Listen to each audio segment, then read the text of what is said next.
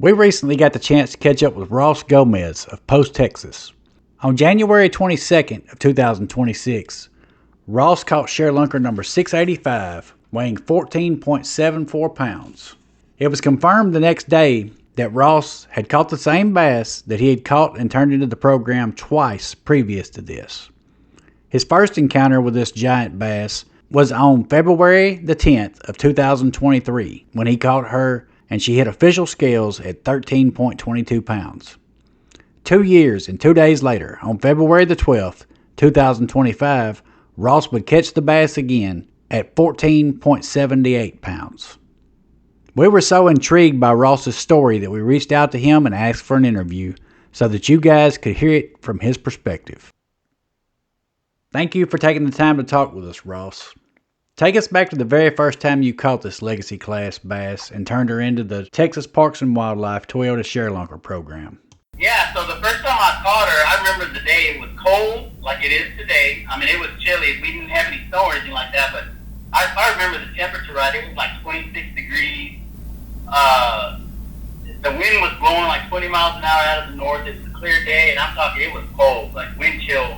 I don't remember what the wind chill was, but I remember the only reason I went out there was because I was bored. I was like, you know what, I'm going to go do some fishing. And I got out there, and I was actually crappie fishing, and I didn't have a single bite, and I was standing there, and I was like, you know what, this is crazy. I shouldn't even be out here. It's too cold. There was like one other boat that was on the dock, out there at the lake. And so I was basically making the last cast, and was like, you know what, I'm going to pack it in. And I was using the Bobby Garland baby shad, the Oglo, and they've been hitting that chartreuse really good. I chunked it out there, and I was on my retrieve up when I just saw her following it that first time. And I just saw this big old mount right behind it, and boom, she hit it, and it was on. And I believe I actually have that one on video. That I had like 4 pound test. I had a light rod. And it was just, I adjusted the drag, and I fought her a while, and I was able to land her, which is pretty unbelievable that, on that light tackle, she didn't really have a whole lot of fight to her that first time. And I guess it was so cold, that time. Of course, that was when she came in weighing at 13.22. And then second time I caught her, the same. Well, let me go back. What we did is when we returned her to the water, I believe it was in May of that year, we put her back in the lake. We actually headed up the lake about 2 miles. I think that's what they mapped it out at before we returned her. And so, put her in and just did our goodbyes and everything. And then, a couple of years later, that was 23, so in 25, I was out there fishing again. And it was kind of, I remember that day was foggy, and the weather was bad, the same thing. It wasn't real good weather, but we had fog and rain, and kind of in between is where I went out there fishing. And the same thing, nothing really biting, just tough bites that day and stuff. And that time I had a paddle tail on it, one of the swim baits with a paddle tail on it, flat one. And I just threw that, and what I was doing, I was throwing it and letting it sink deep. That's where I fish there. It's about 50 feet deep. And I let that one sink, and I was just, bringing it up on the retrieve. And that one, whenever she hit it, I felt it, and I felt heavy pressure. And I was like, I've got something pretty good size. So I started, where I had a little bit heavier tackle then, I had moved up to like 8 pound lines and stuff. And I landed her, and I was like, oh my gosh, and then the funny thing on that is, when I was looking at her, and I remember telling my wife, I was like, I think that's the same fish. I was like, it's the measurements, the weight, everything, I was like, it makes sense of how she would grow in a couple of years, and that's when Natalie called me, and, that second time around said, hey, it's the same tag, it's the same fish you caught that year, Wow. Or that in 23. Wow. So that was pretty unbelievable right there in itself. Yeah, for sure. So when you went out and caught her the first time, were you fishing just off the bank, or you fishing out of a boat or a kayak? No, we've got a dock out there that runs. Well, we've got a bunch of boat slips Gotcha. the actual bars that, people fish off of, got a clearing in the center that's probably 30 by 30. It's covered, it's just not closed in, but it is covered. And a lot of people fish out there. Well, they have it out probably, I want to say 75 feet out into the water. It's deep. I mean, I've seen it as deep as about 58, 60 foot. It's moved a couple of times to the wind, and they did some work on it with some new weights to hold it down and everything. And so I've seen it as much as 60 foot deep in there. Wow. It just makes good cover. There's a lot of bait fish and stuff around there, So that's actually where I was fishing the first time that I caught her. Just kind of off, suspended. Usually find a lot of crappie suspended around there, Got you. And so how far you apart were the two places where you caught her the first time and the second time, Ross? Yeah, where I caught her the first time and second time was the exact same spot. Got you. But you're casting out and she's coming from deep and following that bait back up, you feel like? That's what I was thinking. So, I mean, like I said, there's not much room to cast on the inside of that thing, so I was hitting it diagonal, and I let it fall. I was estimating about 40 feet. And so then I would slow retrieve it up, just enough to keep that action going on that tail. And that's where she hit it on the way up. When she hit it the first time on that little shad, I saw her hit it. I mean, she wasn't more, that water's real clear there. And, I mean, I wouldn't doubt there's 8 foot clarity on that thing. And she hit it on the way up, and I saw her hit it. This time I didn't see her. She was deeper. But, I felt her whenever I set the hook. Wow. And so at that point, between February of 2023 and February of 2025, you've landed this same fish. She had gained over a pound by the second time you caught her. Oh, over a pound, exactly. And so now you go back out January 22nd of this year, and you're fishing the same dock, I'm assuming? The same exact dock. I do a lot of kayak fishing, and I've been out and I've fished a couple of, good-sized fish, but the bite has been real tough. Yeah. So I knew this Arctic front was coming in, and I was like, I think the fishing's going to be good. Once again, I was going out there. I was going to go crappie fishing, and so I thought about taking my kayak out, and I was like, I've got an old town kayak, one of those with the trolling motor and stuff. And I was like, I'm running out of time. It's going to get dark about 6. I'll just go out there and fish a little bit. And so, I got off work about 3, and I headed home, and I went and grabbed my stuff, headed out there. Got out there, and one of my buddies was out there. He's an older gentleman that I fished with. I hadn't seen him in about a year. So we just get to talking and everything, and I'm telling you, it's the same exact dock. I'm throwing it in the same place inside of it. And, I tried to catch a few crappie, and he had a few in his basket. And he said, the bite hadn't been great, but I'm catching a few. So I'm throwing my jigs out there and stuff, and not really having any luck. So I bought this new lure. It's that Mega Bass Vision 110, and I usually don't buy lures that expensive. But it's funny, my sister gave me a little gift card, and I said, I know exactly what I'm going to go buy with this thing. I'm going to go get you a good lure, all the hype. I saw it on an interview that somebody was using it, how they were using it, so I said, let's see what it's about. So I grabbed it, and I tied it on, and I threw it out there, and I was watching the action of it, and I was like, man, this thing's unreal. The way it moves, the way it flutters, it takes very little effort to move that thing. So compared to the other jerkbaits that I've used before, so I was just kind of admiring the action of the lure. I put it up, started cross fishing again, still nothing. So I grabbed the lure again and I threw it out there across diagonal on the inside of that barge. And I was just kind of working it back towards me, and I stopped. It was about 2 feet in front of me. And I stopped the lure, and I was just staring at it. And when out of nowhere, she just came from underneath. I just saw her open up, and she slammed that thing and went straight down with it. And so, at that point, I kind of yelled, and I was like, oh, and I started, my buddy's name is Jim. I started hollering at him. I was like, get the net, I got her, And so, she put up a little bit of fight, not bad, but he was able to land her pretty quick. I got her up, slid the net under her, we got her out. I looked at her, and I was like, oh my gosh, this thing is huge. But at that time, I didn't think it was the exact same fish, because she looked a little bit older, even though it's a year. But she's speed up a little bit, stuff like that. So, immediately I started making phone calls and I was saying, I got me one.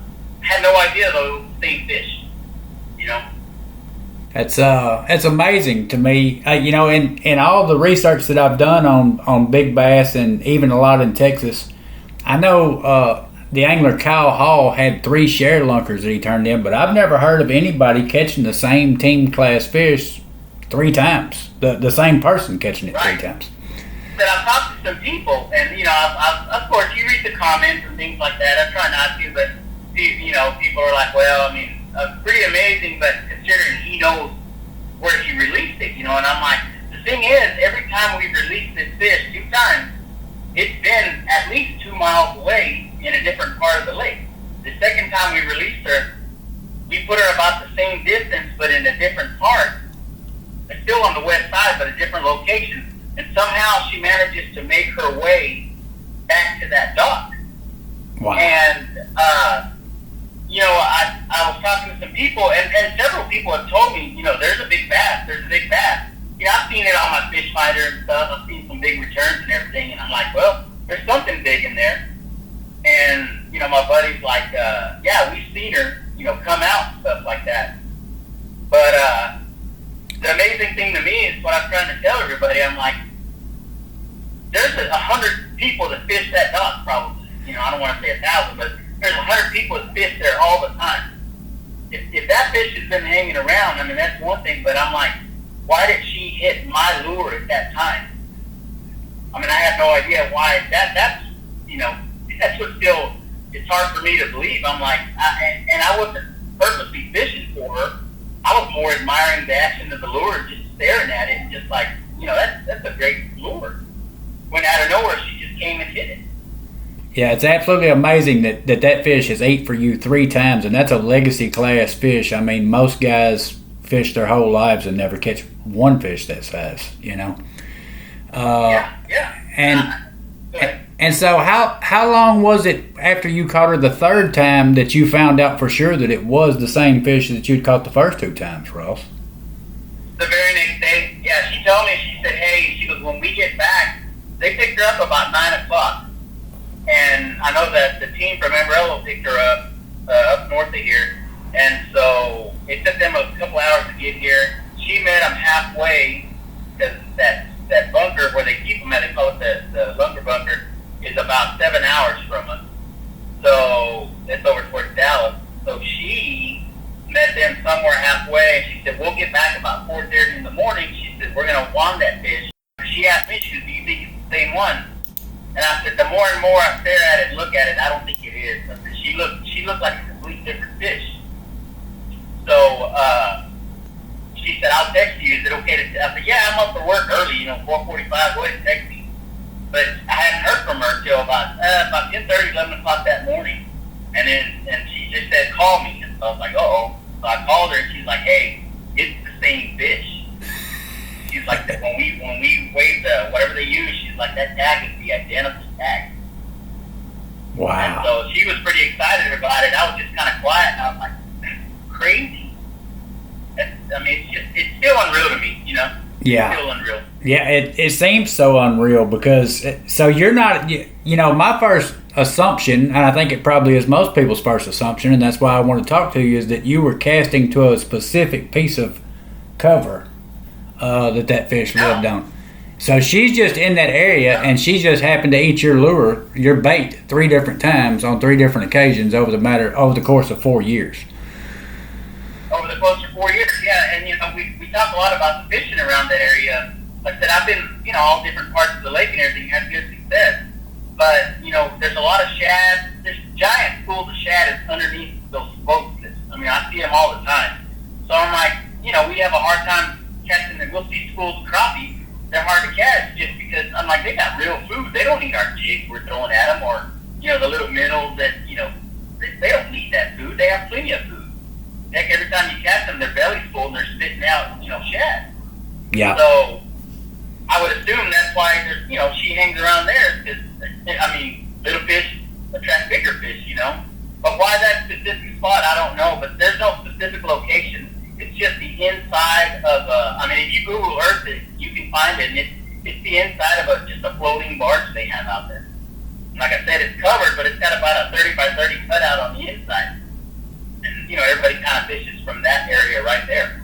Wow, that's amazing. And so, do you know if that fish has ever been caught by another angler outside of the ShareLunker season? Have you ever heard of that fish being caught by somebody else?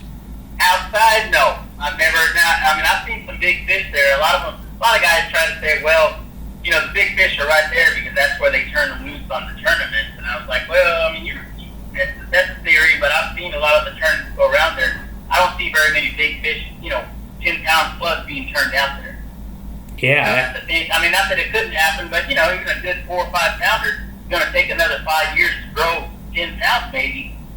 I don't see it happening that way. Yeah, absolutely. Does that make sense? Yeah, absolutely. Absolutely. I agree with you 100%. Yeah. So without the tag and knowing for sure, I don't know if anybody's ever caught that fish. It's such an amazing story, Ross. I was blown away when they did come back and confirm that it was the same fish for the third time, and I just thought, man, I've got to talk to this guy and get his story and just put it out there for people to listen to, because it's such an intriguing story. It really is. Yeah, and I felt guilty when I caught it. I don't know if guilty is the word, but I was just thinking in my head, I was like, nobody's going to believe this. Nobody's going to believe the circumstances. But, my buddy Jim that was there, he was like, he says, I'm a witness, and I've got a funny little clip on the video. I was trying to get my phone out and video this thing as I was, waiting for him to get the net, and I just never got around. When the video I have, I've got her in the net, he's bringing her over, and kind of, we're just in awe. And I'm so excited and kind of adrenaline going that I'm like, I caught her on that, and I'm like, what do you call that, Jim? And he goes, the video. And I said, no, the lure. And he's like, a rapella or something like that, And I go, yeah, a rapella. Even though that was not even the lure that I was using. I was just so excited and adrenaline pumping that I couldn't even think straight, Yeah, it was pretty unbelievable. It was pretty unbelievable. I still can't believe it. Well, I'll be honest with you. I'm not going to bet against you on catching her again, Ross. You're 3 for 3. So the only thing this time around is they get the option whether you want to donate it to the program or everything. A lot of people said, I hope you donate this fish. Let her live her last years out. But I did pick that option, and I told Natalie, and she said, yeah. She said, we're going to see how she does, how it would benefit us, or if it's better off to put her back in the lake. She goes, and if that's the case, then we'll bring her back to you and we'll get her, Gotcha. So that'll work, but I said, I prefer to put her in a different part of the lake and see what happens. There you go. There you go. Maybe even a mile further, maybe a mile further. There you go. Well, it's an amazing story, Ross, and I am grateful to you for talking with us and just sharing exactly how it all played out all 3 times. Like I said, I've been studying big bass history for years, and I've talked to a lot of people and gone over a lot of different stories, and I have just never heard of anybody catching the same team class fish 3 times. And that's not to say it's never happened. I've never seen it documented, and you've got the best documentation that a man could hope for. It's not just you documenting it on video. It's documented by the state of Texas and confirmed that it's the same fish all 3 times. It's confirmed, absolutely. And I wasn't much of a bass fisherman. I fish and stuff. I've caught bass, but my passion is crappie fishing. I just love catching crappie. And they joked after the first one, they said, like, well, are you going to become a bass fisherman? And I'm like, well, we'll see and everything. And, it kind of bit me, and I started getting into it more. And, I went and bought this, powered kayak and everything. And now it's become an obsession, and I'm getting out there. And, I was telling my wife just before that, I think it was like 18 days in, and I was telling her, I'm 18 days in, and I still haven't done it. 18 days, I'm running out of time, just joking around and stuff. And, a couple of days later, boom, there it was. I said, well, I still got plenty of time to catch another, so as soon as this weather clears up, we eat ice, I'm going to get out there and get some more. Absolutely, Ross. Well, I wish you the best of luck, and if you do catch another one, be sure to give me a call and let me know, and we'll get back together and talk about that one too. Yes, sir. Man, I appreciate you reaching out to me. Thank you very much. Yes, sir. Thank you for taking the time to talk with us, and man, I wish you the best of luck, and stay in touch. Okay, man. Okay, I will. Thank you. Thank you.